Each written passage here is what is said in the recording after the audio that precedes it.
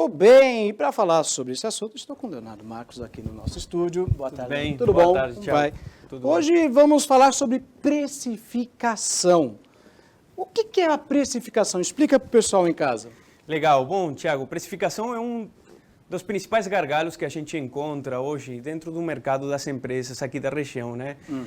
Os empresários têm essa dificuldade e acabam optando por um método mais conhecido, que é basicamente fazer um estudo de mercado, identificar quanto o concorrente está vendendo um determinado produto ou serviço e colocar aí R$1 a mais, R$1 a menos em relação a esse estudo de mercado.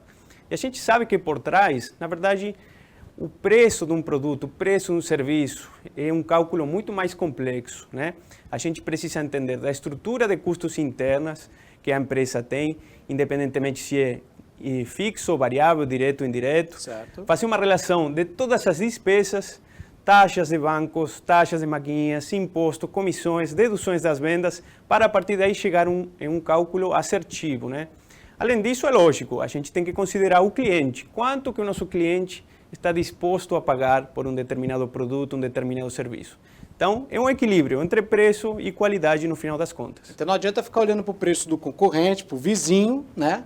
Tem que colocar tudo isso na planilha para ter o preço correto, senão acaba tomando prejuízo. Com certeza. E aí o sintoma que mais a gente encontra são empresários que têm uma fala parecida com a seguinte: eu trabalho muito, eu tenho um volume muito legal de vendas, porém no final do mês eu acabo passando dificuldades para assumir e honrar todos os meus compromissos, né?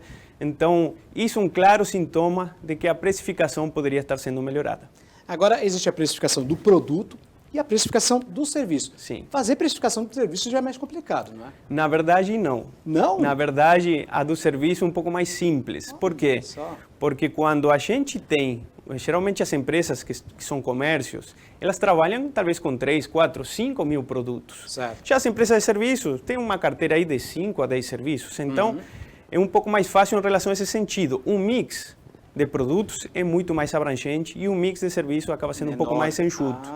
Mas, no cálculo, pode ser que seja um pouco mais complexo. A gente tem que considerar o que a gente chama de sistema de rateio. E isso vai depender muito de cada modelo de negócio. Eu pensei até nesse caso mesmo, né? Como precificar o trabalho, o serviço, como acertar isso, né? Às vezes, básico, tem um carro em casa, para um mecânico, e aí tem aquele trabalho da pessoa, né? Então, sim. tem aí, essa taxa, né? O principal indicador que a gente utiliza para fazer uma precificação assertiva de serviços é a quantidade de horas homens, por exemplo, né? Que está sendo utilizado em um determinado serviço, em um determinado trabalho.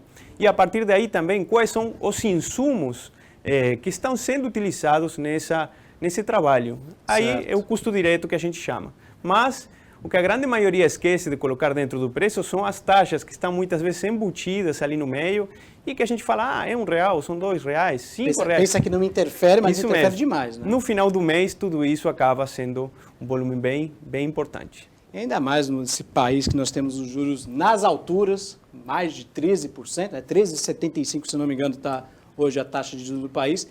Então, você fazer, por exemplo, uma venda no cartão de crédito, você tem que fazer aquela precificação em cima da taxa da maquininha, né? Com certeza. Aí o método de pagamento, né? Hoje tem diversas opções para você escolher, tem opções mais competitivas, cada uma oferece uma vantagem, mas aí, independentemente da que você escolher, tem que estar dentro do preço. Em relação a isso que você falou da taxa de juros e tudo mais, tem a questão da inflação também, né? E algo bem interessante e que muitos empresários esquecem é de revisar essa precificação pelo menos uma vez a cada trimestre, uma vez a cada semestre, para ver realmente quanto aumentaram seus insumos e se ele está conseguindo ou não repassar isso para o seu consumidor final.